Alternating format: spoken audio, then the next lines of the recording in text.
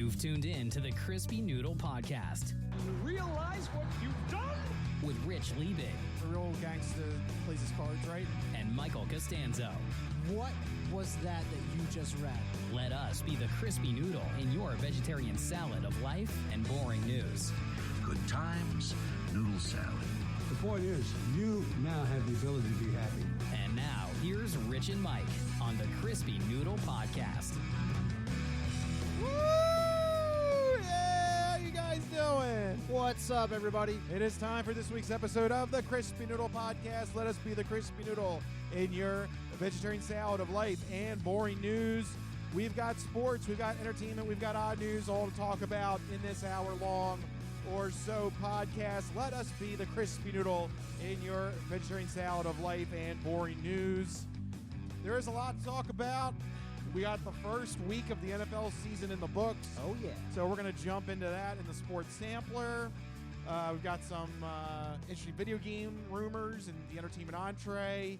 And then I've got, of course, as usual, a crazy story in the odd news. So make sure you stick around for all three segments coming your way here on the Crispy Noodle Podcast. But before we get into all those news topics at hand, Mikey, how you doing? What is happening in Costanzo country? How you holding up? Doing pretty good. I recently had a chance to check out The Paper. The spinoff from The Office people. Yep, the first couple episodes of The Paper. It's good. Oh, I heard that hesitation there. So it's... Uh-oh. I don't know if I was just had my hopes and expectations set too high. It is enjoyable. Don't get me wrong. It's enjoyable. There was a hesitation there. Right. I think what it is over the years you develop such a love and affinity for certain characters and certain ways that shows do things. And so I was looking for it to be a bit more Office-like, and I knew going in it was supposed to be more akin to like Parks and Rec in terms of tone and vibe. Some of it's very funny, but I'm having a hard time really latching on to some of the characters, and this is just, the first couple episodes, so... Because you suck No. Hulk Hogan and you suck Hulk Hogan ass. No. How bad is it on the scale of Iron Sheik? No. It's nowhere near Hulk Hogan bad. Okay. No. And that's one of the things that I want to dispel is that I know because before I started watching it, Jordan also had apprehension. She's like, it's not going to be good. It's not going to be The Office. And I feel like that's a common thread. I feel like a lot of people want to go into it expecting The Office, and I think I did too to a certain degree. It is not The Office. It's never. It's not trying to be The Office. It was never meant to be The Office. And I think that the more episodes I get into it, the more I'm weaning myself off of the idea that it's supposed to be The Office, which is hard because I'm also currently rewatching The Office. How many times have you rewatched The Office now? This will be probably the third or fourth time through. Yeah. Yeah. You love The U.S. Office. The U.S. Office is one of my favorite shows of all time. I'm rewatching it this time because my sister-in-law has not seen it at all, which I thought was like really curious because like everybody's seen The Office, right? Well, by now. I mean, I can understand some people probably still haven't. Yeah. So we started watching it, and it still holds up. I mean, those early seasons are just incredible. I'm sure I've asked you this before, but where does the UK Office stand for you? I like the UK Office. I do. I don't think it's as good as the US Office, just for a few reasons. One, it just doesn't have the same... I mean, it just doesn't have as long of a run, so you only get to see and be with those characters very briefly before it just like disappears into the ether. And I also think that while the dry and awkwardly cringy humor works to a degree, I can see why they kept it at 2 seasons, because that drawn out over an extended period of time can get very tiring and very draining. So I do enjoy it, but not to the same degree as the U.S. Office. Yeah. Yeah. I know you're partial to the UK Office. I am. I love the UK Office. I love David Brent. Yeah. I mean, he's funny. He's funny. I just... Yeah, I have a soft spot in my heart for the U.S. office. Yeah, I have a soft spot for the UK office. Yeah. I love that. I love Life on the Road. I love the extended sequel where he brought David Brent back. Yeah. To me that's like the gold standard. But the U.S. office is very good as well. It's just it's two different kinds of humor told through a similar story. Yeah, I mean, really, after the first season of the U.S. office, it's a completely different show. The first season was almost beat for beat a remake of the UK Office season 1. Yeah. After that, it just goes on its own thing. You have the Jim Pam will they won't they storyline. You have the Dwight really leaning into his like weird rural rustic, down to earth roots thing going on. You have the whole Ryan the Temp storyline as he ascends to power as high power executive. Like it takes on a completely different storylines, different angles, different objectives. So after the first season, it's almost comparing apples and oranges, two different objectives. I think it's simply just they made Michael Scott just likable, and there's nothing wrong with that. No, but to me, the allure of the UK office is that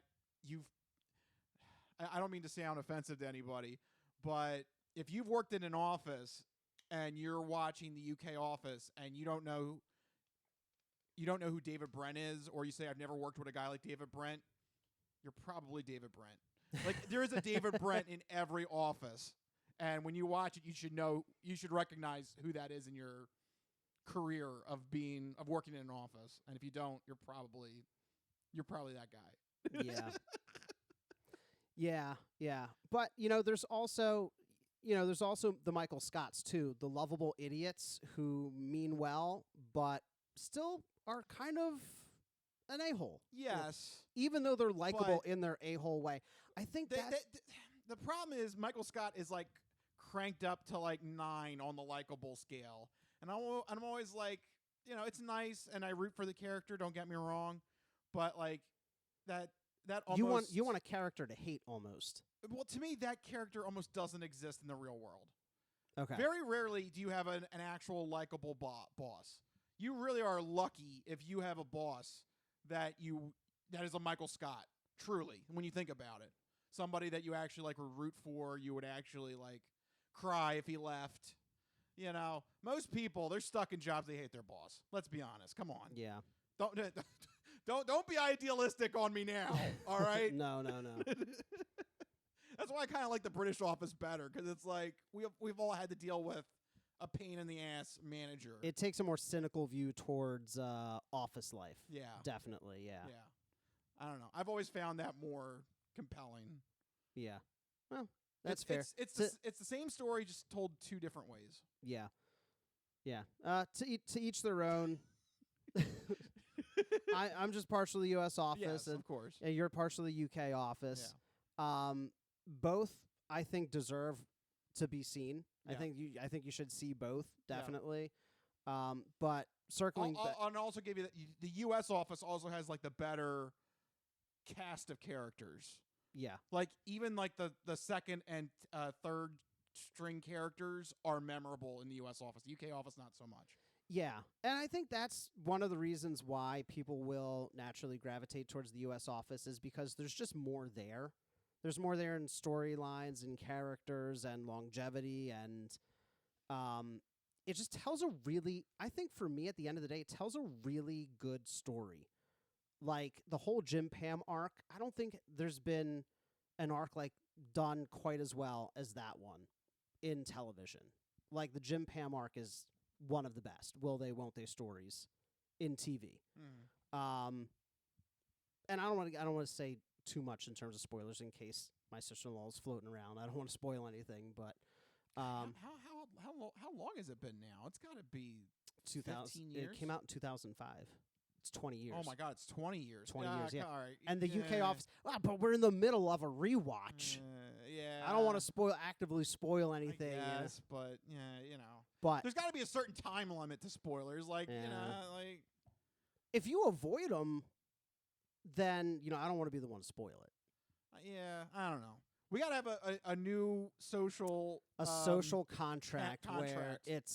After a It's- certain number of years, if somebody somebody could run up to you in the face and shout a spoiler right in your face, and you should just have to take it. Yeah. You'd have to take it sitting down. Yeah, like it's your fault. you should have seen the movie at this point or the TV show at this point. I'm pretty good at avoiding spoilers. I avoided a lot of Game of Thrones spoilers before watching that series, like for years.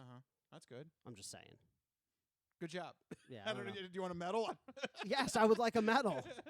Everyone. I'm just saying, people out there, they're like, it's so hard to avoid spoilers. I don't know. Am I doing the internet wrong? I just I just don't seek it out. Like, if you know you're gonna watch something or want to watch something, just don't click on the article. I feel like people click on articles like, oh no, it was spoiled. Well, why'd you click on it then? Yeah. Stop clicking on things. That's what I'm saying. Yeah. Yeah. It's Thumbnails is what gets you. Yeah. Thumbnails for videos. Yep. All right, so there you go. Anyway. You're good on the U.S. office. Anything else happening in No, Costanza I country? wanted to talk about the paper. It's good. Oh, You the should paper, ch- that's you right. should- You Whoops. should check it out. It's not The Office. It's not meant to be The Office, the UK or the US version, but I think it's still worthwhile to watch it. It's pretty good. So anyway, that's what I've been up to. What have you been up to? Let's see. Just watched the new show on Dropout called Crowd Control. That's an interesting premise. They're going to take 3 stand-up comedians and they're going to give them a set and they're going to work the crowd. Oh. And they have different rounds. So the first round is just purely just how does the audience look, and they're allowed to choose people and be like, what's your story, and then riff on them. Okay. The second round, some of the members of the audience reveal a T-shirt, and it says a topic or something that has happened in their life that they want to talk about. Yeah. And then the third round is more people in the audience take off their shirt, and it's a red shirt, and it's topics that you think can't be funny, Oh. and it's up to the comedians to try and make it funny. Oh boy. That sounds tough. Yeah. I'm not jealous of those comedians. That sounds really difficult. Yeah, but it's actually a really funny show. They actually it's like a good natural progression. Yeah, that sounds pretty interesting. Yeah, it's called Crowd Control. It's on Dropout. It combines stand-up comedy and the stress of hearing about potentially controversial topics Yeah. and seeing how individuals adapt on the fly. That is pretty intriguing. Yeah. So that's been my recent find. Nice. Again, Dropout, I sing their praises. I think Dropout is probably the best independent streamer out there.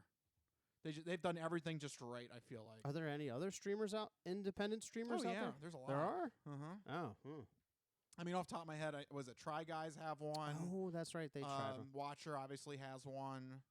Did they end up going through with that? Yep. Oh, okay. But yeah, people still kind of crap on it. Yeah. I get it for free on YouTube. So Yeah. why would I subscribe? Well, you get it earlier. Woo! Eh. Woo! I don't. Early! That is the thing that annoys me. I don't pay for early access. That's like when you look at video games nowadays, they have the pre-orders. It's like pre-order now, get it 3 days early. Okay. 3 days. Three days Woo! 3 days early. I get it on a Monday instead of a Friday or something. I still can't play it. It's a week. It's a work day. What's the big deal? Maybe for 16-year-olds with high school. Not me. Anyway. Yeah. Anyway, That's my mini rant. would recommend Dropout, and that's one of the new shows, Crowd Control. Nice. Definitely would recommend. Okay. So there you go. That's our personal bit. But now we've delayed long enough. We need to get into some actual news, and the first batch of topics revolve around sports. So let's jump into the sports sampler. So you're not good at sports. It's a very small part of life. Sports. In your face. Ha ha! That's right. Sports coming at you in your face. And the Eagles pulled off a very tight win against the Cowboys, 24-20.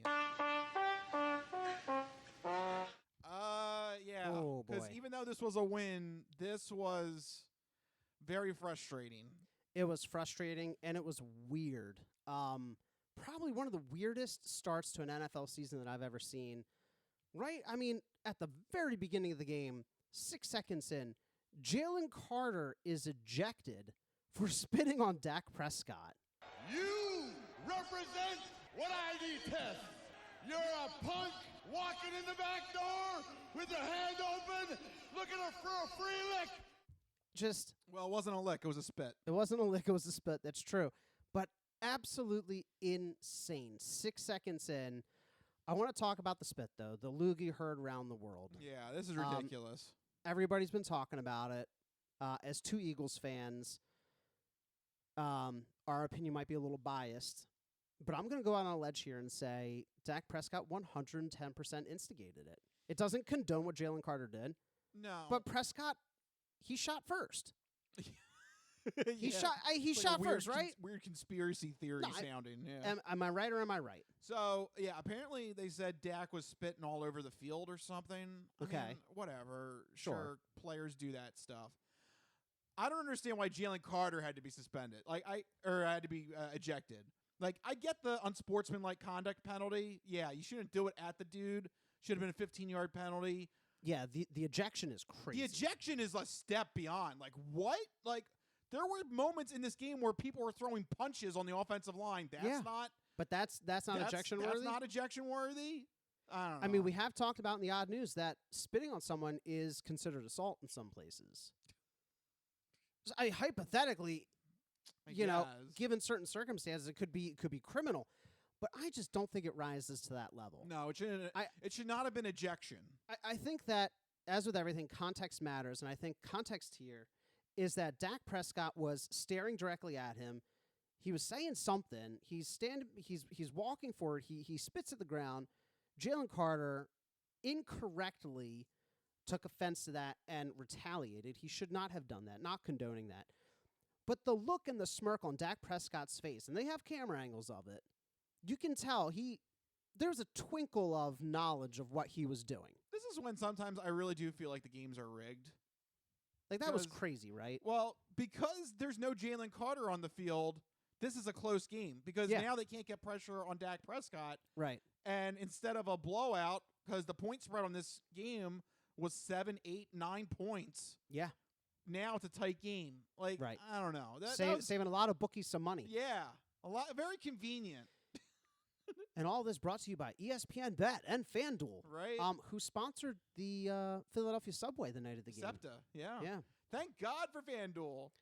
Listen, We're a step away from they either need to let players gamble or they got to stop the promotions with these gambling sites because it is a little double speak, if you ask me. We are just a step away from private corporations taking over public amenities. If it can get people to and from games, let's do it because So, Philadelphia well- clearly we're heading into local politics here, but Philadelphia certainly ain't going to do it. Well, I hope you're ready for Philadelphia Hospital, sponsored by Pat's Cheesesteaks. You know, 10 out of 10 Pat's customers say this is the best hospital in the city. get ready. You really got to read between the lines on that Yeah. one. Chop, sponsored by Gino Steaks. Oh man, we're getting closer and closer every day. Yeah. But Your Pico water bills, sponsored by Chickies and Pete's. We're right there at this rate. I love how all the sponsors for you are Philadelphia food companies. Yep. Here we go. Couldn't think of any other business to sponsor. That's because banks already sponsor stadiums, so it doesn't make sense to pick a bank. Right. The banks aren't going to sponsor Right, no. hospitals. No. That's a losing proposition. I want to see more things sponsored by Wawa, though. Yeah. Yeah. Oh, That's another one. Yeah. but anyway, yeah. So, Garbage collection provided by Wawa. or provided by Sheets Well, no, if it's garbage. they're Get not. it? They're not cracking the city. They're still on the outskirts. You missed the joke. I said if it's garbage, it's sponsored by Sheets. Yeah. Yeah. It's because Sheets is garbage compared to Wawa.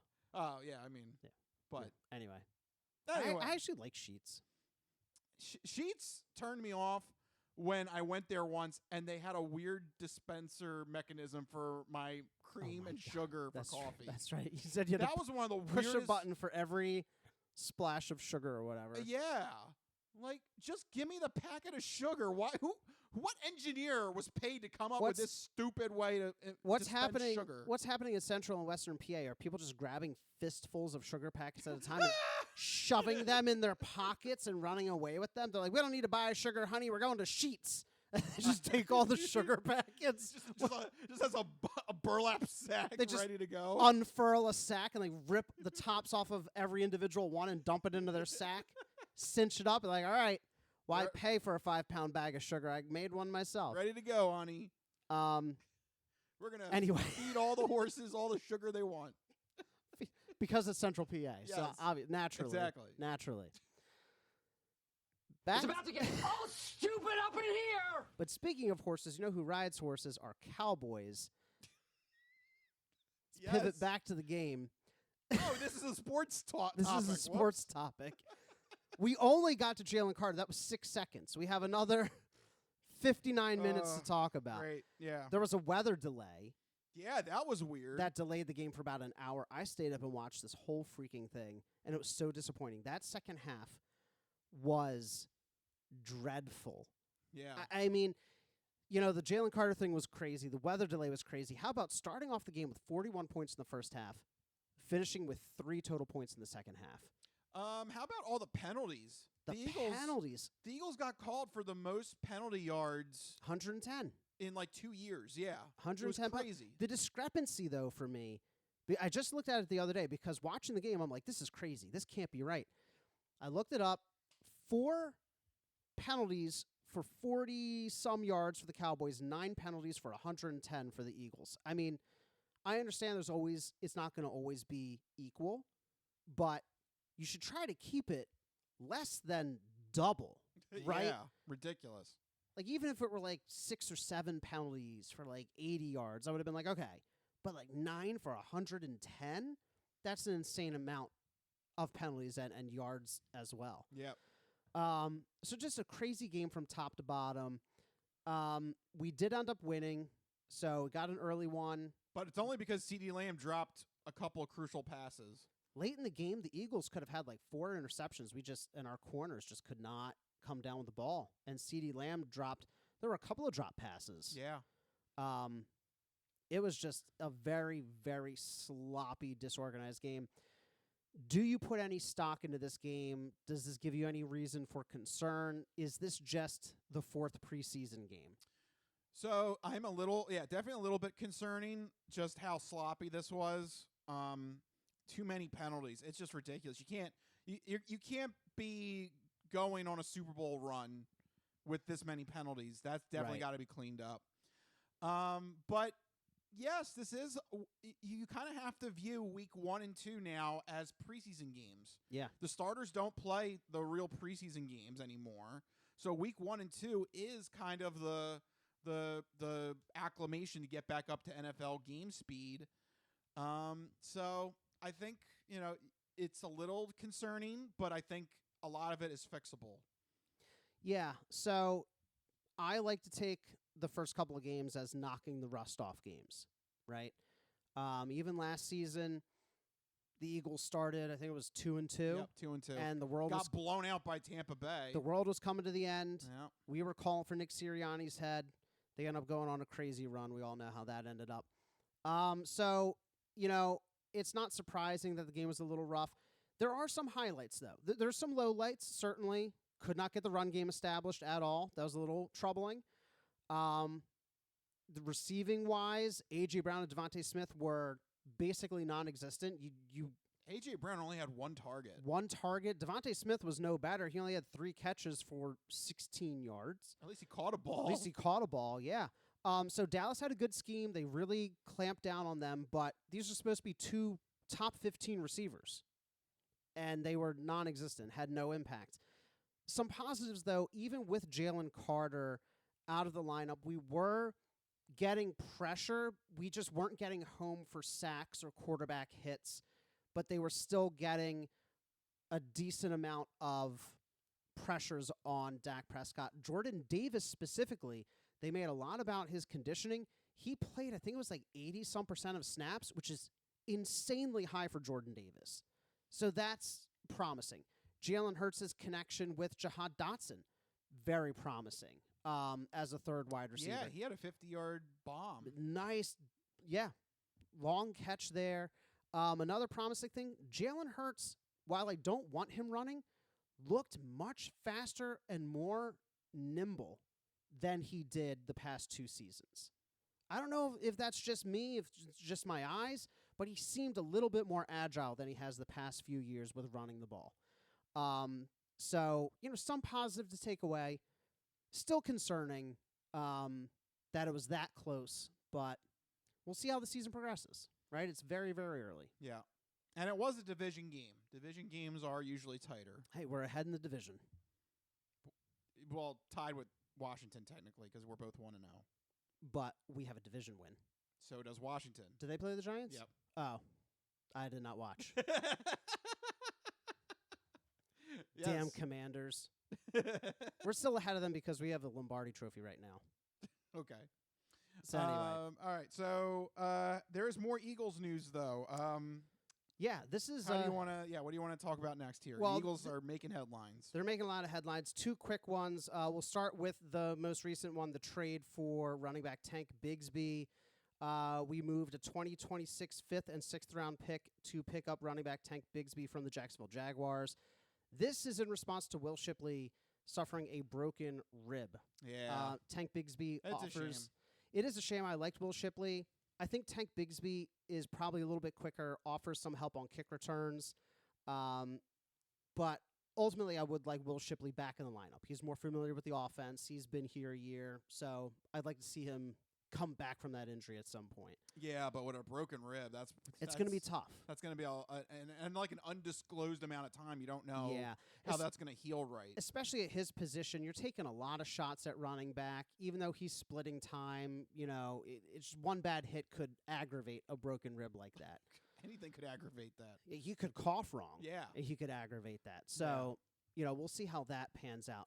But that's a successful trade. An unsuccessful trade, this is actually an update to a story from last week. The Micah Parsons trade, the Eagles were actually in on that trade, potentially. The stories are coming out this week that the Eagles made a serious effort to trade for Micah Parsons. They offered 2 first-round picks, a third-round pick, a fifth-round pick, and, quote, other things. It's about to get all stupid up in here! Other things makes it sound like a drug deal. Yeah, right. What were they? What were the other? It's players. They were offering players. Obviously, Dallas wanted maybe a glory hole. And it is a reminder. I've been here when it was glory hole days, and I've been here when it wasn't. And so, having said that, I want me some glory hole. That was actually in the drug deal. I want me some glory hole. I want me some glory hole. Howie Roseman actually said, we have the finest glory holes in the entire country right here in Philadelphia. I want me some glory hole. Yeah. When you come up to Philadelphia, you get a free glory hole. Unfortunately, though, Jerry Jones wanted none of our Philadelphia glory holes. They didn't even offer a counter. They wanted to avoid trading Micah Parsons into the division. Yeah, you don't do that. Yeah. Pretty smart move on their part. I think. Really shouldn't have done it within their own conference. That's weird. They should have shipped him preferably to another sport. He's going to cause problems wherever he goes. And if Dallas thinks they're going to get into the playoffs, they're going to have to face Green Bay, right? Which is going to be hilarious. Which is going to be funny. We knew that the Eagles always entertain every trade situation, but the fact that they were that involved and invested, offering that much draft capital, could you imagine this team with Micah Parsons? It would almost be a cheat code. Yeah, but then the Eagles wouldn't have anything to rebuild on. Yeah, that would be the unfortunate part. But that little tidbit dropped this week that we were seriously attempting to trade for Micah Parsons. That was pretty interesting. Howie doesn't sleep. He does not. He's watching those headlines and he's screening all those calls all day long. But let's pivot away from the Eagles because we do want to get to the Ravens game quickly because they had a historically bad fourth quarter in their loss to the Buffalo Bills. Oh, now you fucked up. You have fucked up now. Oh, did the Ravens F up? Oh man, I saw the scores and then all of a sudden everything changed. So the Ravens blew an historic lead. Since 2000, teams leading by 15 or more points with 4 minutes left in the game have a record of, what is that number? That's a really big number. 2,300 to 3. Oh, now you fucked up. You have fucked up now. For those of you that couldn't do the math, that's a 998 win percentage. So 100%. You're not 100%. I guess not 100, but you're supposed to win. Yes. They had a win probability of 99.1%. What the heck happened? That's why you got to finish out the games. And they are developing a habit of not being able to do so. Nope. It's absolutely crazy. The Ravens now have one of those track lists going on like the last 5 years, all the Yep. games that they've blown. Yeah. And you can imagine that the frustrations are growing internally. That they must be feeling that pressure now, that they're developing this narrative. They're developing this stigma on themselves. But they gave up 264 yards in the fourth quarter. That's an entire game worth of yards almost. Yep. And here's something that I think has been crucified by Harbaugh and his decision making is the fact that it was, I think, fourth and 2, 4th and 3 on their own 38. Yep, 4th and 3 at their own 38. And with a minute 33 left. Yep, and they didn't go for it. They decided to punt it away. And it's like, at that rate, isn't it better to take the risk? Because if you also at that point, the Bills had burned all their timeouts so that they could get the ball back, right? So if you get the first down, game's over right there. You just need 3-yard pickup, and you've got Derrick Henry, Lamar Jackson. Right. You can't run some sort of counter sweep, something that can trick something that you can call at the line where if you see more guys lined up on one side of the field and the other side of the field, you audible into that side of the field. There's nothing in your arsenal to get 3 yards, on a concrete basis. It seems just a wasted opportunity to use a dynamic running quarterback and running back tandem that you've got there. Yeah. The way my calculus works is your defense has given up 260 plus yards in the fourth quarter to that point. Yeah, and that too. You had just given up, almost 12 or 13 unanswered points, and you think punting and giving your defense one more try that they're finally going to get it right? I say go for it.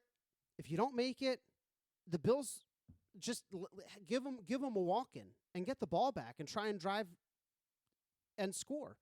But if you punt it, they have a whole minute 38 to work the field, get in field goal range, and kick a walk-off field goal, which is exactly what they did.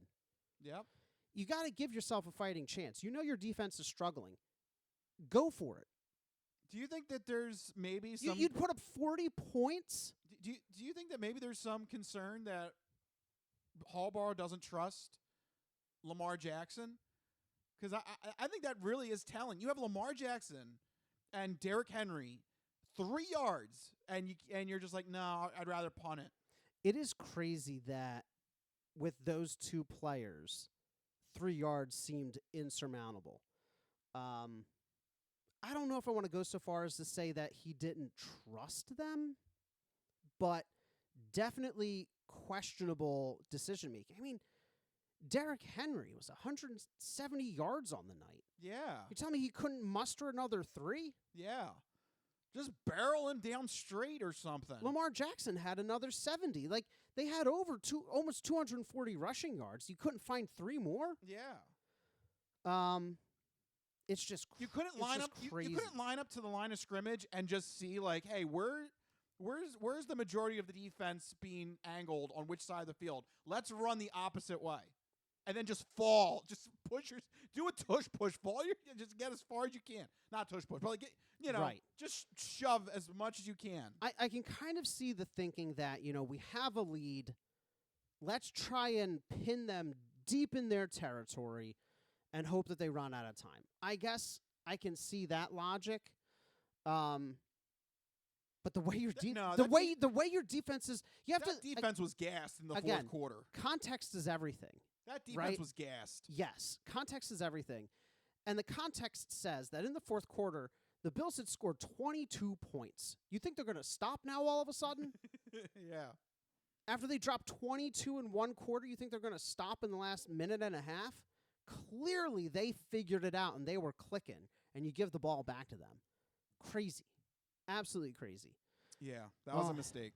Definitely a mistake. We'll have to keep an eye on the Ravens. They're supposed to be a Super Bowl favorite in the AFC, one of the top teams. Well, they might have just lost their chance at any sort of home field advantage. Yeah, because that's an in-conference game against another top playoff contender. Yep. So we'll see how things go for the Ravens later this season. But for right now, we have to talk about 4 upcoming games this week in our Fantastic Four picks. All right, there you go. The music is on.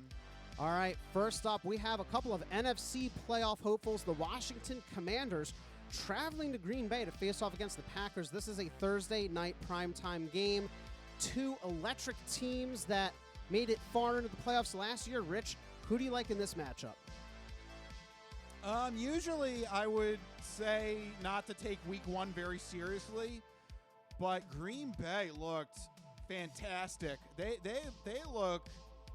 looked super powered with the addition of Micah Parsons, dismantling the Lions in a very impressive showing. Washington also got a little bit banged up in that game against the Giants. They might be down a couple of key players, including their running back. I got to give the edge here to the Packers. Thursday night game at home. It's always a little bit of a disadvantage for the away team traveling as well. I think you got to look at the Packers in this one to win this one on Thursday night.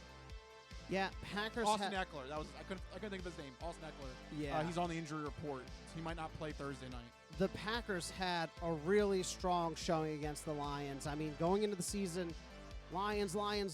This is the year, and Packers came in with a big statement. They said, "Hey, we're still here in the NFC North, and we're just as they were a playoff team last year. They were a playoff team, and I think people sleep on them a little bit because they weren't as good as the other two. But yeah, I like the Packers here at home. Washington has to travel. It's always a little tough, especially early in the season.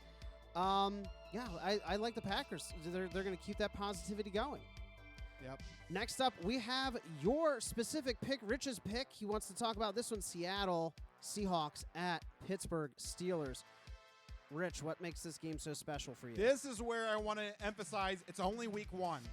Don't panic, right? This is like the ultimate, everybody is going to be looking at Aaron Rodgers destroying the Jets 4 touchdowns. Oh, he's back. Oh, my God, this is fantastic. Steelers are going to win this game at home. No. He was playing against the Jets, who he had a chip on his shoulder against because they were the one that cut him last year. So don't get me wrong. It was impressive. But he had extra motivation in that game. He really wanted to take it to the Jets in that one. The rest of that Steelers offense did not look good. The running game, they had 3 running backs. They all couldn't gain more than 2 yards per carry. Not good on that front.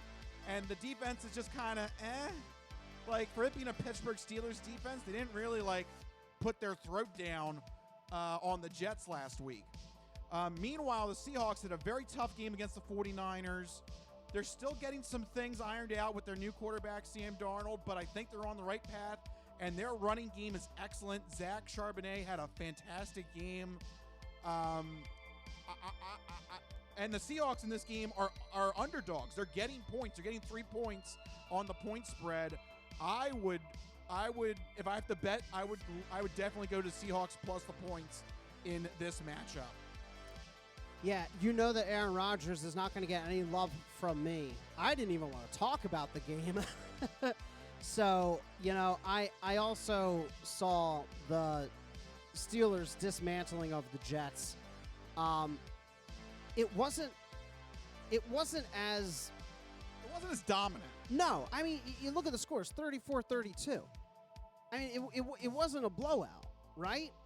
32. How about that? 32 points. This was scored on this Steelers defense. Yeah, didn't they just re-sign their guy? What's his name? Or am I thinking of someone else? TJ Watt. They just re-signed this year, right? Yeah. A lot of good that did. The Jets put 32 points on you. The Jets. I think they scored 32 points in all of last season. Yeah. So, that being said, I'm also not that high on the Seahawks. Aaron Rodgers should not be a favorite in this game.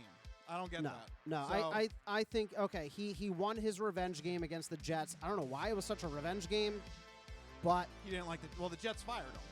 That's why. Okay, well, Personal. if you suck, you get fired. Yes, personal. So, yeah, I'm going with the Seahawks. Thank you. Next up, we have an AFC horse race. Giddy up. It's the Denver Broncos traveling to the Indianapolis Colts. This is a Sunday 4 o'clock game. Rich, who do you like? Man, I don't know if I want to put a lot of stock in Daniel Jones. This is a tough one. It's close. The spread right now is 1.5. Yep. I'm leaning towards that. I think the Dolphins just suck. I think the Dolphins are in for a long season. They did put up 33 on them, though. And Mike McDaniel, I think he's going to get fired. I think this is the end of his rope. So Yeah. I think it's more the Dolphins sucked that bad as opposed to the Colts being that good. I think they can come back to reality. I think the Broncos take this one. Yeah, the Broncos are supposed to be one of those teams that are on an upswing here with the young quarterback, Bo Nix. He did struggle a little bit, but they did pull it out in the end. I liked the Broncos heading into this season, so I'm gonna stick with the Broncos here. I agree with what you said about the Colts and how bad Miami is looking. They have a lot of off-the-field issues. They have on-the-field issues. And I've said recently this past season that Miami strikes me as a team that is more concerned with vibes and personality than it is with winning football games. They're a little soft. They kicked out Vic Fangio because he was old school. He didn't know how to do things. Immediately comes to Philly and wins the Super Bowl. Yeah, that was good. So, one of these things is not like the other. I'm going with the Broncos. And finally, a Super Bowl rematch, the game of the century. Philadelphia Eagles are traveling to Kansas City to face off against the Chiefs. Rich, do the Chiefs get their revenge? I think so. I think this is one of the losses you're going to chalk up for the Eagles this season. I think it's a bad spot for the Eagles. They got to go on the road. Sure, they have a little bit more time, but so do the Chiefs. The Chiefs played on Friday night. So the whole mini bye week thing, throw that out the window. That cancels each other out. That doesn't matter in this game. Chiefs are going to be at home. They're also going to be a little bit more desperate because they are the only team in that division that lost their week 1 game. So they kind of have their ass to the fire right now. If they lose and start 0-2, there's going to be some interesting talk happening in Kansas City about whether or not they're going to have a decent season this year. So I don't know. I feel like this is just more desperation. I feel like they're going to be more comfortable. Yeah, and it's a revenge game too. They want to get back a little bit at the team that robbed them of their three-peat. So I think the Chiefs do take this one, unfortunately. Before the season, I would have agreed with you. But watching Kansas City and how they absolutely imploded mentally and emotionally against the Chargers, multiple clips of players yelling at each other on the sideline. It's week 1, guys. It's week 1. Travis Kelce, I think he might be getting to the end of his career here. This is You think? This is his swan song season. The players, they're at odds with each other. They've got injuries to the wide receiving core. The one bright spot they had in Xavier Worthy is questionable for the game. That would help. And also, remember, we struggled against Dallas because we had an hour-long break in the middle of the third quarter, at which point the Eagles were rolling, and we were missing Jalen Carter the entire evening. I don't know. I think the Eagles might be able to reverse their odds here. You know, previously I thought they might lose this game. Now I think they might be able to win it. If they can get into the Kansas City Chiefs' head, there's a chance. I like the Eagles. All right, there you go. And you're not being a homer about it, are you? I'm not trying to be. You're not trying to be. I saw this a little bit. Maybe a little bit. Or you can't tell me. You look at the clips of the Chiefs yelling at each other. Week 1. Come on. This is not a team that has winning chemistry right now. That loss messed with their heads. I hope it does. Don't get me wrong. That'd be fantastic. They fall off a cliff. They got a little too high on their own supply. Right. Did you watch that last episode of that documentary they put together? No, you were following that. Let me tell you something. They really, truly believe they were making history and winning a 3rd Super Bowl in a row. So much for that. Whoops. I think it broke them. All right, well, there you go. That's our fantastic 4 picks for week 2 of the 2025 NFL season.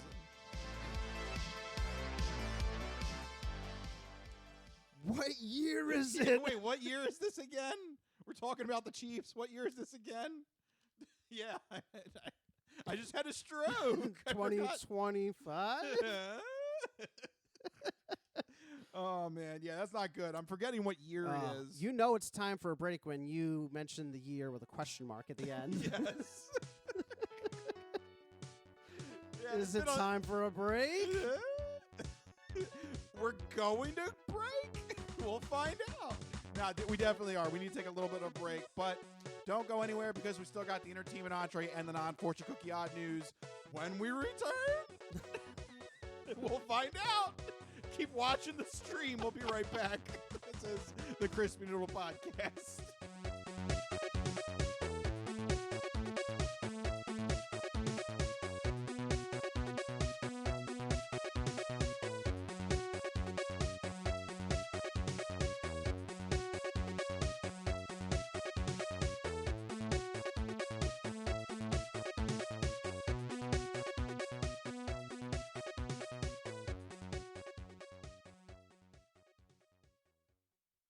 Ready for the weekend? Happy Friday. Hi, my name's Marie, and I'm an artist who's been making Happy Friday doodles every week for over 7 years. And now you can own my art collection in this Volume 1 and Volume 2 art series. These doodles span across multiple themes, yearly festivities, various countries, languages, and more. Both coffee table books have something for everyone and are the perfect conversation starter or gift for a friend. Really, anyone who enjoys a good weekend. Available on Amazon, Ingram, BookBaby, Barnes & Noble, and more. Visit happyfridaydoodles.com/books and get your copies today. Let's celebrate the best day of the week. Happy Friday.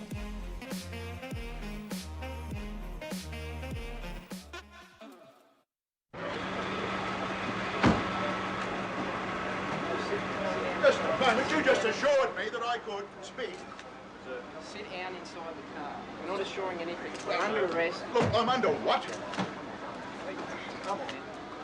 Gentlemen, this is Democracy Manifest. Have a look at the headlock here. See that chap over there? Get your hand off my penis! This is the bloke who got me on the penis before. Get some cups.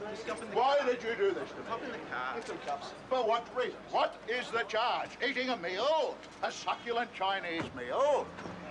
Oh, that's a nice headlock, sir. Oh, yes. I see that you know your judo well. Good one. And you, sir, are you waiting to receive my limp penis? How dare get your hands off there. No, we've only got one cup. Ta-ta and farewell. Just get him in the car. One cup, look. They even broke.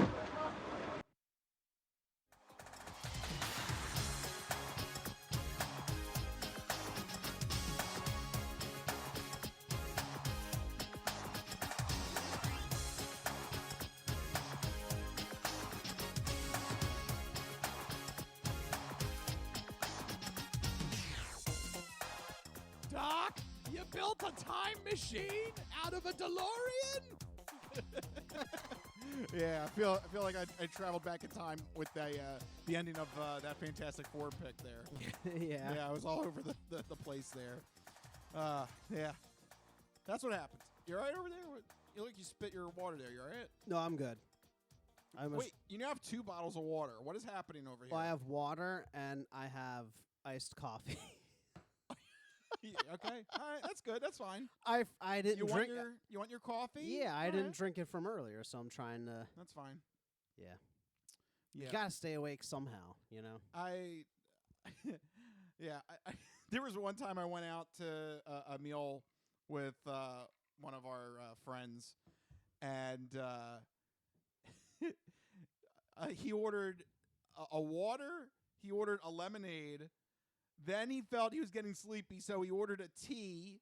And then somebody at the table ordered an orange crush. He wanted an orange crush. Before he knew it, he had like an army of like glasses and drinks in front of him. What is it? It's 1 to hydrate, 1 to stay awake, and 1 for fun. Yeah, and then there's you should have 3 drinks. 1 to hydrate, which water. is which though? Because he had a water, a lemonade. Well, that's water's tea. water's to hydrate, the tea's to stay awake, and the lemonade's for fun. And then the orange crush. The orange crush, that's the wild card drink. That's the one that doesn't fit. Because I've definitely had like at least 2 or 3 drinks at a time before. I mean, maybe not all at once. All at once is a little ambitious. Yeah, I don't That's know a if I lot of would want it liquid. all at once. Yeah. Yeah. But yeah, it's funny. Sometimes it happens. You're like, oh my gosh, there's like an army of drinks in front of me. Well, in the course of an evening, you collect them like Pokemon, you know?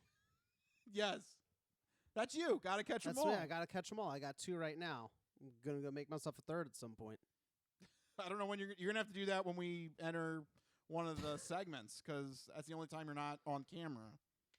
That's okay. Maybe another time. Well, I mean, we are about to enter an entertainment entree. Do you think you can run and go get a... I don't want a 3rd drink. Okay, now you don't. All right, so you're good. All right, never mind. All right, Mikey's good. Yep, very good. Mike is decreed. He's fine. We can move on and go to our next segment, the entertainment entree.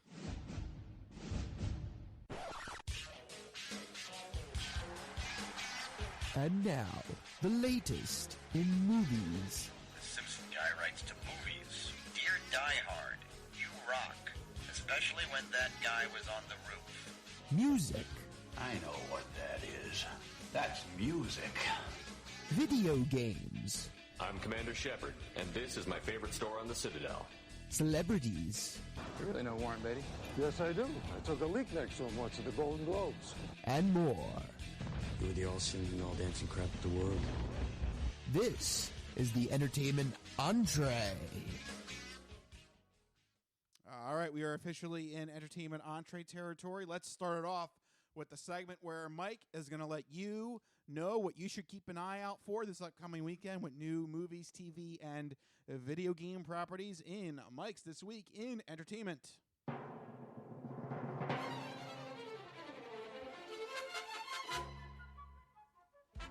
All right, Mikey, what do you got for the people? First up in movies, another Stephen King novel gets adapted into a movie with The Long Walk coming to theaters this week.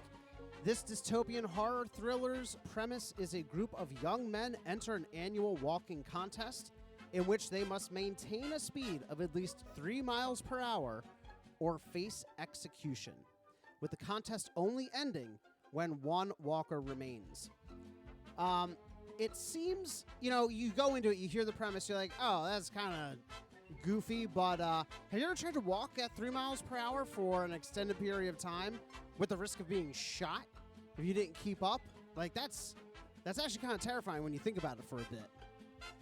No. Rich just lines up, he's like, you know what? Done. Just take me out of my misery. Yeah, it's a brisk pace, and with the threat of death, yeah, it can be a little tense there. It's gotten very positive reviews so far with a 96% on Rotten Tomatoes and an 80 out of 100 on Metacritic. So go check it out. That's The Long Walk hitting theaters this week. In television, the 77th Emmy Awards airs this Sunday on CBS and Paramount Plus. So be sure to try to catch up on any last episodes of those big series before that if you can. But if you'd prefer something new, maybe check out the latest season of a previous Emmy winner, Only Murders in the Building. Yay! Returns for season 5 this week. It is such a fun show. Yes. I love the fact it's coming back for another season. Though I got to admit, at some point, there's so many murders that keep happening in the building. Like, somebody's got to make a joke about this. At what point is the building just condemned? Yeah, everybody should just leave the building. Right, exactly. Yeah, please. Please stop. Like, when do the police just take the building and say, okay, this is ours now? Yeah, the whole building is contaminated the whole evidence. Building, right, exactly. But I'm super excited to jump back into it. It's mysterious. It's funny. The characters are great. I'm super excited to dive back in. That's Only Murders in the Building, hitting Hulu this week. And that's what we're looking forward to this week in entertainment.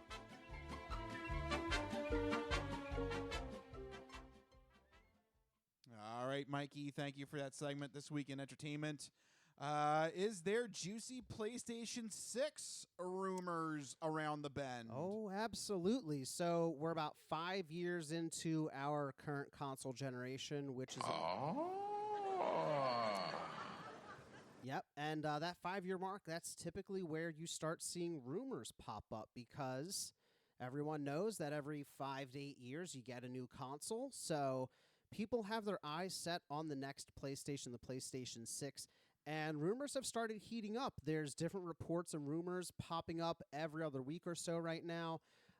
That's because if you're expecting a new console generation, you have to imagine that developers have been provided with dev kits so they can start making games for those new consoles. So here are the latest rumors. First up, there are a rumored 3 different consoles for the PlayStation 6 generation. You have the PlayStation 6S, which is going to be a lower cost version. The PlayStation 6 quote-unquote base console, which is just the regular PlayStation console that we've all come to know and love. And then some kind of PlayStation 6 handheld device. So this is the bit that's been making news. So this handheld device, it's not clear right now if this is a kind of PlayStation Vita portable situation, if this is a new PlayStation Portal streaming type device, or if this is an actual PlayStation 6 handheld version like a Switch. Rumors indicate that whatever it is, it's going to be dockable like the Switch. So that suggests it's not another PlayStation Portal, that this is something that actually plays games if it is dockable. Reports also say that it could be more powerful and less expensive than the upcoming Xbox Asus handheld, which is why I don't think it's a full console. Yeah. That's a lot of hardware. Because how is it both dockable, more powerful, and less expensive? No. Yeah, Like, does that rumor sync up to you? No, that's too good to be true. Something's not right. That's the miracle device, right? Yeah. So it's likely not that. So are we looking at some kind of handheld akin to a smaller Switch type? Remember when they had PlayStation Vita portable, kind of competed with the Game Boy? Is this something like that, some kind of peripheral or add-on, or do you think it really is a mobile PlayStation? Maybe it'll be a Portal 2. Like another streaming type device? Yeah. I mean, possibly. The Portal has been pretty successful for PlayStation. All indicators suggest that they're happy with the performance, that they, it sold well for them, so it's something they'd probably like to continue doing. You liked it, right? I do like it, yeah. If I ever get a chance to play video games again, I'd probably use that to play. It's a fantastic device. I got a lot of great use out of it, and it's perfect for, there's lots of situations where people are watching something on the TV. You want to play games. You don't want to interrupt them. You want to be in the same room, be together. You just pull out the Portal. Or, the girlfriend, fiance, wife wants to go to bed. Once you go to bed with them, you got to finish, the last level of whatever game you're working on. You bring the PlayStation Portal with you. Like, it's a great game. Or if you're on the go, you're in on vacation, on a work trip, whatever. there's so many different applications for it. It really is a fantastic device. But this next part makes me think it might not be a PlayStation Portal, because there's also some reported rumored pricing coming out. The lower cost PlayStation 6S, which I hate that name. I hope they don't go with that. Yeah, they need to change that name. The rumored price for that is $300 to $400. Then you have the PlayStation 6 handheld between $400 and $500, which puts it on par with the Switch 2. And then you have the PlayStation 6 base at $550 to $700. I declare bankruptcy! So I take it by the Office clip that you're not a fan of the pricing structure. I mean, I got to see what exactly will be the differences between the PS6S versus PS6 base, and see what exactly, what features does the one have that the other doesn't. Yeah, are they downgrading like what, the hardware for the 6S, or are we getting more in the quote unquote base? Yeah. Because they're following the Xbox Series X versus Xbox Series S model. The S is just an extremely underpowered version of the Xbox Series X. So if that's the situation, wouldn't people just stick with the PlayStation 5 or the PlayStation 5 Pro now, right? Like, what's the upgrade if you go PlayStation 6S? That's the question mark for me. And also, these are still all rumors, so obviously this is still subject to change. Yes, absolutely. But what do you think about the higher end of the pricing scale for the PlayStation 6 base console? Yeah, that's a little rough. $700. Oof. That does put it on par with the current PlayStation 5 Pro. But that is very expensive. Yeah. I mean, we're getting there though. You add a couple $100, you could probably get a gaming rig. Yeah, that's true.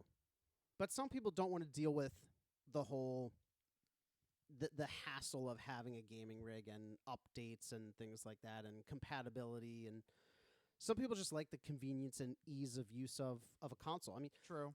I'm one of those people. We'll have to see how I feel on launch day when the PlayStation 6 is almost $1,000, though. Yeah. We'll see if I'm singing the same tune, because it's $700 for the console, but then you got tax, you got to buy a game, you got to buy your online subscription. Yep. And you always got to have at least 2 controllers just in case. So you're looking at $1,000 all in. Oh yeah, easily. So we'll see how I feel. And $1,000, you can probably get a decent gaming PC. It's true. Yeah. You could. Yeah. But all of that is just rumors, and we won't find out more until the potential release date window in fall 2027, which lines up with what you'd expect for a typical console generation, about 6 or 7 years between consoles. But I did want to end on this last rumor here, something that you might be a fan of. There is a rumor that physical games are sticking around for at least one more generation. The PlayStation 6 is going to launch with a detachable disk drive available as a peripheral. So the PlayStation 5 currently has this. The newer versions of the model are all digital, and there's a detachable disk drive that you can connect to it. So if you are plunking down $700 for the base model, and then they have this additional peripheral, you can still play disc-based games. Is this enough of a concession to physical game owners, or is this just the final death knell? Is this like everybody get on board? Yeah, I feel like it's both. Yeah. I feel like it's like, all right, we'll give you a bone here so you can still play your disc-based games. But this is it, right? This is the end of the road. This is the warning. Yeah. This is them flashing the lights before the play starts. Right. Yeah. Yeah, exactly. You're going to be getting the detachable disk drive. I don't know. It depends on if I need it. I don't know. I'd have to see my whole scope. Well, here's the tough thing, is that the rumors say it's going to be fully backwards compatible with PlayStation 4 and 5. So you're looking at a lot of disc games between two whole console generations. I don't know. Yeah, then I might need it. I don't know. Could be a tasty way for Sony to make extra money. Yeah. We all know how companies love that nowadays. Yeah, money. Yeah, they love that.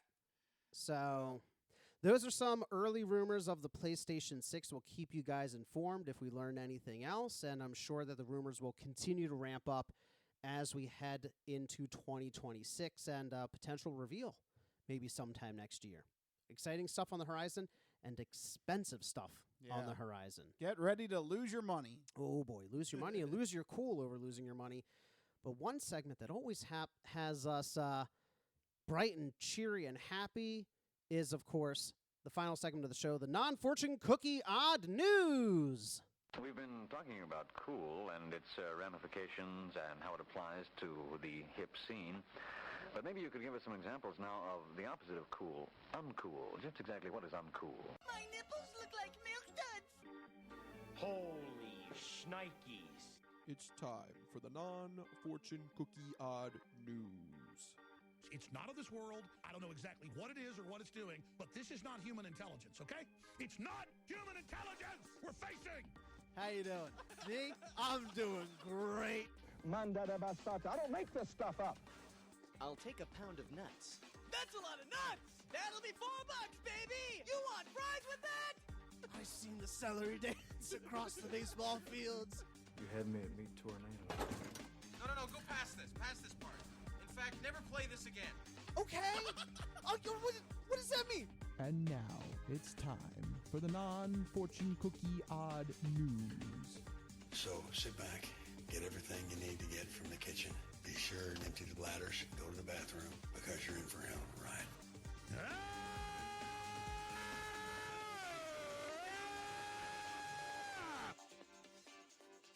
Woo! Odd news. That's right, everyone. It's time for the non-fortune cookie odd news here in this segment. Rich researches the news, he reads the news, and I react to the news. He finds a weird and wacky story and keeps it hidden from me, which ensures that all of my reactions are my genuine gut reactions to hearing this story for the very first time. I don't know what's about to happen. You guys don't know what's about to happen. And even Rich doesn't know what's about to happen because these stories always take us down wacky and wild paths. And I'm ready to get started. Where are we heading to? All right. In this story, we are going to Hokkaido. Hokkaido, Japan. Did I say it right? Yeah. I guess so. Hokkaido. Hokkaido, yeah. Did you know that really legitimately? That's impressive, Mike. Hokkaido? I feel like it sounds Japanese. Yeah. Yeah. It is I don't think we've ever had a story from Japan. I don't know, maybe. It is the northern section of Japan, Hokkaido. Of course, the northern section. Yeah. But man, this story is one of those situations you can't believe that someone fell for it and you feel bad. Oh, no. Yep, this is one of the all-time great scams, unfortunately, in this story. Oh, was it a Nigerian prince? Close. This scam had to deal with an 80-year-old woman who was convinced that an astronaut needed her money. Oh, now you fucked up. You have fucked up now. Oh, no. Oh, there's so many things wrong with this. So I mean, I'll let you tell the story, but I have so many questions. Yes. As reported by Sky News, investigators said that first the scammer contacted this 80-year-old Japanese woman and developed a romantic relationship with them. Between the astronaut and this lady. Yeah. Okay. I still don't Contacted her how? I Just guess via text or email. Hi, I'm an astronaut. Yeah. Will you be my email girlfriend? I'm lonely up here. I'm lonely up here. Also, how long did it take this relationship to develop? I mean, were they talking? How long has this astronaut been in space? I think there's like a limit before you become Gumby, right? Well, I know. I guess he just started his term up there or something. Oh, so he's a new astronaut. He just got to the International Space Station. Something. Okay. So, according to the report here, the woman who lived alone had developed feelings for the spaceman as their online exchanges became longer, more frequent, and more emotionally charged. Aw, that's... Well, it was very erotic. Yes, indeed. It was erotic. Spaceman. I simultaneously feel so bad for this lady and so sad because she seems very lonely, but also at the same time so incredibly baffled and frustrated because really, though, an astronaut? Yeah. Come Why? on. Yeah. And why you? How did he get your information? How many astronauts are there? I feel like it's the rarest job in the world. Yeah. Hey, correct me if That's I'm wrong. gotta be very... How many people have been to the moon? I think it's like 12. Yeah. Where, like, every way you turn, there's teachers and doctors and lawyers and all these other professions, but I can only think of like a handful of astronauts. Come Yeah. on now. Right. Yeah, that's It's a very short roster. Right. Exactly. Yeah. And they contacted her. Yes. I'm lonely up here. They're both lonely souls. I guess so. The spaceman and the 80-year-old woman. That's sounds like a weird, like, I don't know, some kind of like sitcom title or something. Yeah, something. All right, but then suddenly the spaceman got in contact with the woman and said that he was flying in a spaceship right now. That's the what? Quote. I'm flying in my spaceship right now. Oh, just flying around. What is he, Han Solo? Just cruising around the galaxy? Yeah. Picking up space chicks? What is this? And that suddenly he was under attack. What? From what? And his oxygen tank was being rapidly depleted. Oh no! And I know who it's coming from because I backtraced it. Oh no! What is happening? What does he mean? He needs oxygen. He's flying. He's attacked by what? Aliens. I don't know. Some So, other space creature. Let me get this straight. This lady developed a loving long distance relationship with an astronaut. Yes. Discovered alien life. Yes. Inadvertently, and still fell for a scam. Yes. Okay. So what was the scam? Send me money so I can refill my oxygen? So No. he convinced her that either he needed money to stop at a regeneration station. What? To get a new supply of oxygen, or What? he would die in the spaceship. Oh no! And I know who it's coming from because I backtraced it. Consequences will never be the same. Oh no! That can't be possible. It cannot be possible that this lady fell for this. She is 80 Stop years at, old. Stop at the space version of 7-Eleven? Wawa? Are you kidding? Space Pulls up the Wawa? Wawa. Oh, it's Hoagie Fest. Let me pull over to this asteroid. What? What? Space Wawa. But, oh my God. Oh my God. I feel, again, so sad for this lady. I'd buy that for $1. I feel sad for her, but at the same time, oh my God. Yes. How? Also, this is so much worse. I guarantee you, at some point, there was an actual Nigerian prince that needed money wired to him. But this is impossible. Yes. This is actually impossible. Yes. How convenient the price to get oxygen Oh my God. at the local regeneration station Was that it he was nearby. Was it a $500 Google Play gift card? It was conveniently 1 million yen. Oh, that's a nice round figure. Yes. No other calculations needed. Just exactly 1 million yen. It's funny how it worked out to a perfectly round number like that. Fantastic. I'd buy that for $1. At the International Intergalactic Charging Station. I declare bankruptcy! You know what's really crazy about this, though? That's only $6,787. Oh, you beat me to it. Yeah, that's exactly the why not going rate. Why not go big? Well, I guess maybe he wanted to have some sort of realism in this. That I guess. I mean, like, don't get me wrong, that's a lot of money, but like, if you're gonna scam somebody and put yourself at risk, I mean, go big or go home, right? I mean, he couldn't have gone too far with it. He still had to keep it a reasonable number. I guess. I don't want to drain you of your entire savings, but a nice chunk. But here's the thing, though. That seems like a lot for oxygen. Because can't you go to the surf mall at Ocean City and put quarters in that machine and breathe it out of those? Oh, Mike, those weird tubes that everybody's sucking on. Those are like $50 now. $50? Yeah, those oxygen bars. Yeah, I've never done one, so I have no idea. They're up there now. Are they still allowed? I don't know. Because that's gross. But I do remember that. Yeah. Is everybody putting their mouth or nose in that? Well, they used to give you the disposable thing. It would go, you throw it out. That's still.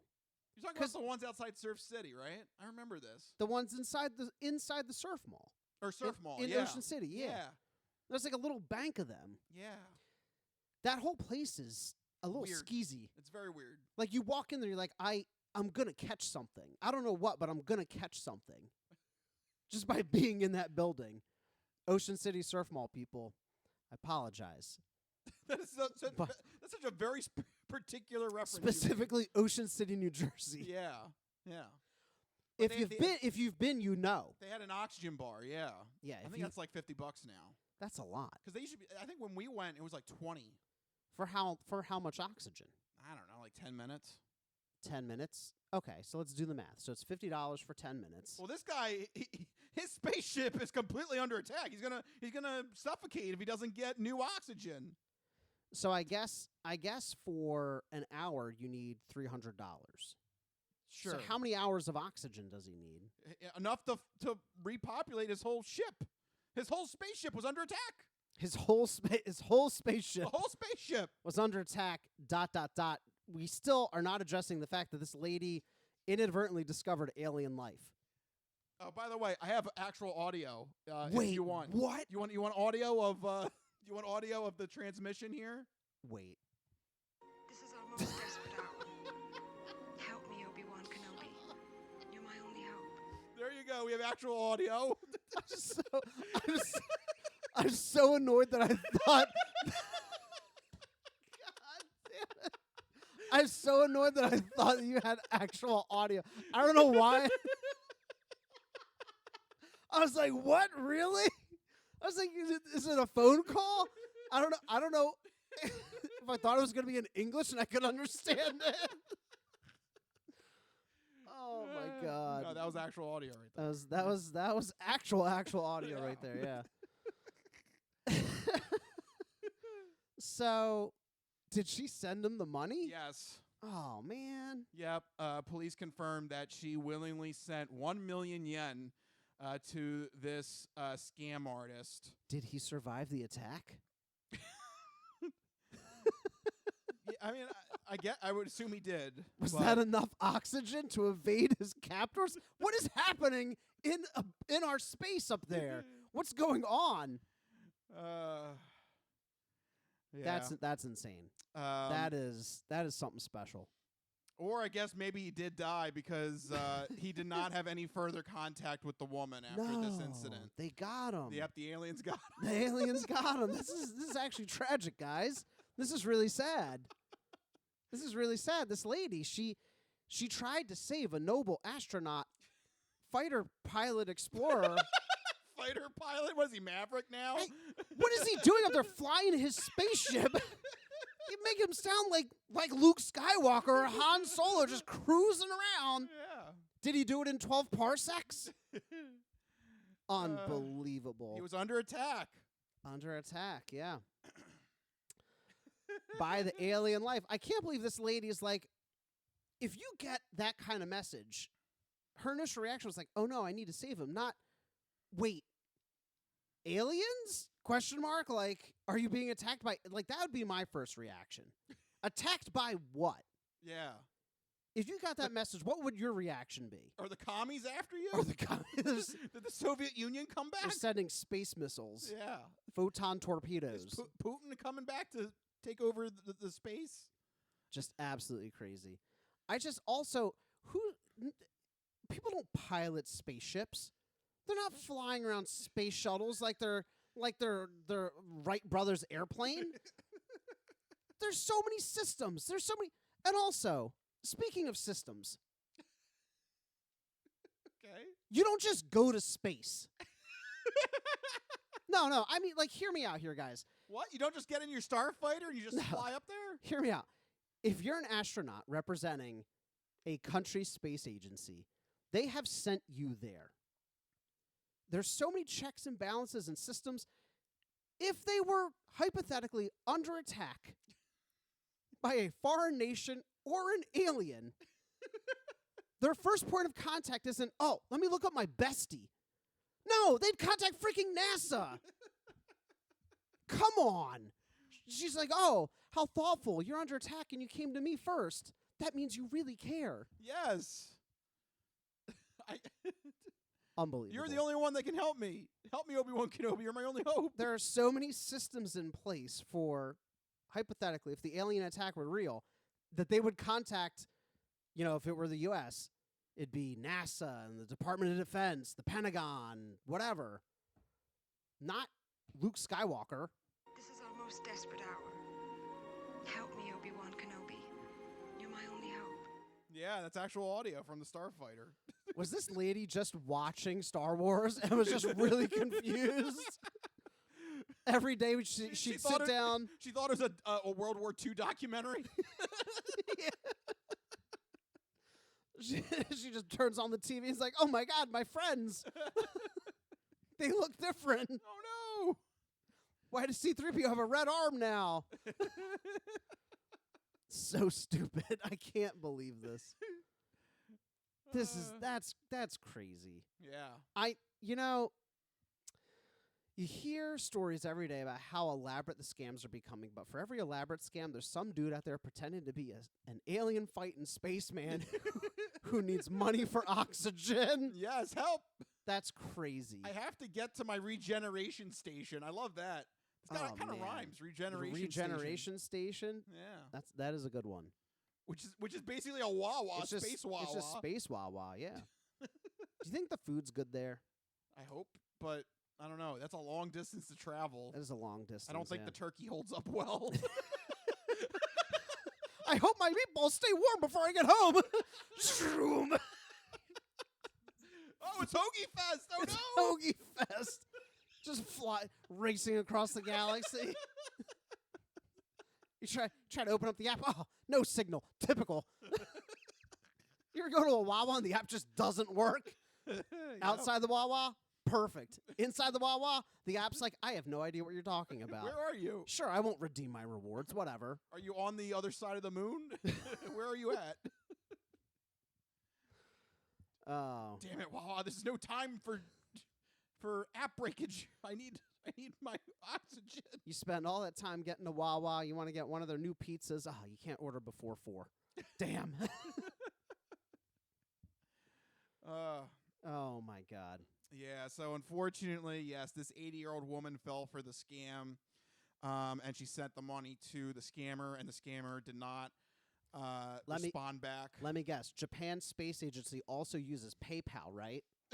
Is that how she had to send the money to this intrepid space explorer? It doesn't say, but yes, that would be very interesting. Yes, how did he collect the space funds? I bet you it was sent via prepaid Visa gift cards in $100 denominations. Stupid. Yeah. I'm sad because she's lonely, but also, oh man. Yeah. Come that on. Is rough. Come on. That is rough. So yeah, unfortunately, she's now out 1 million yen, which is it comes out to around $6,750 or so, depending on when you search the conversion rates.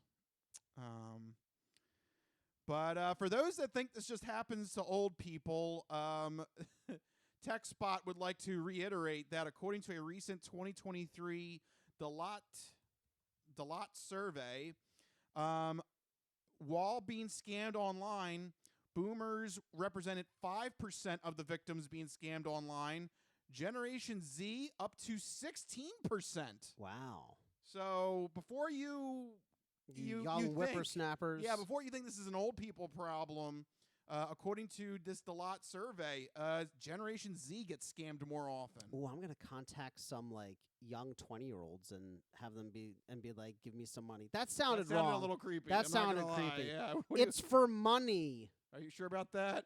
Well, it was very erotic. Yes, indeed. It was erotic. It's just for money. Oh, my God. Oh. I got to try thinking more before I talk. But there we you should go. scam people. It seems so easy. Okay, where you want to target first? Some old lady in Japan. Yeah, well, she she's already gave, taken. She gave them $6,800. We could probably get something. Yeah, we got to target another country. I could be an astronaut. Yeah. Okay. Via text, I can be anything I want to be. No. You would be. Oh, I'm a dinosaur researcher at Jurassic Park, and yes, our weapons have run low, and we need to refund our weapons. The dinosaurs are pushing back. They're making a final assault on the base. We need $250,000 to replenish. I need to stop at the ammo station in Texas. In Texas, we need $250,000, please. Ammo's really expensive here. That would be amazing. Yeah, there you go. That would be your story. I think I could do it. I think you could do it. Yeah. All right. We'll have to iron out some wrinkles, but we'll get there. We'll get there. Amazing. Yeah. There you Simply go. amazing. That's what I have for you this week in the non-Fortune Cookie Odd News. And with that, we got to wrap this up. What a way to end the show. I am shocked, saddened, and appalled all at once. What a crazy story. I have done my job. Yes. Very good. There you go, folks. That is the Crispy Noodle Podcast. If you thought this episode was funny and you liked what you heard, make sure you go to our website, thecrispynoodle.com. Make sure you follow us on social media. But most importantly, make sure you have a way to get the podcast sent to you every week. 2 main ways to do it. First one is on our YouTube page. Go to our YouTube page at Crispy Noodle Podcast and hit that red subscribe button so that you get the podcast sent to you every week on YouTube. And you can watch us either on YouTube on your computer, on TV, on your phone. So make sure you do that on YouTube. Second main way to get the podcast is on Spotify. We put the video podcast up on Spotify, but you can also put Spotify on in the background and listen to us as an audio-only podcast. And then if you're out and about and you're driving, if you're fighting aliens and you need to stop at the Space Wawa, you can take us on the go with you on your journey by putting us on Android Auto and Apple CarPlay, and you can take us on the go with you to your Space Wawa. That's right. So many ways to check out the Crispy Noodle Podcast. But if you need to get in touch with us individually, say you're out there in space and you just want to check in, you can find us on Blue Sky. I'm at Mikey Costanzo, MikeyCostanzo. And I am at Schliebig, RichLiebig. You can message us on Blue Sky if you need to let us know where you're at in terms of your oxygen levels. And we'll send you some money so you can go to the regeneration station. Yeah, you got to get to that regeneration station. Let us know how the space meatballs are. Yeah, let us know. How are they celebrating Hoagie Fest up there? Let us know. So, moon cheese. There you go. Let us know on Blue Sky. But for right now, we got to start wrapping this up. This has been the Crispy Noodle Podcast. Let us be the Crispy Noodle in your vegetarian salad of life and boring news. That'll do it. We'll see you guys next week. See you guys. Later. Bye-bye, all you fine peoples. Good night.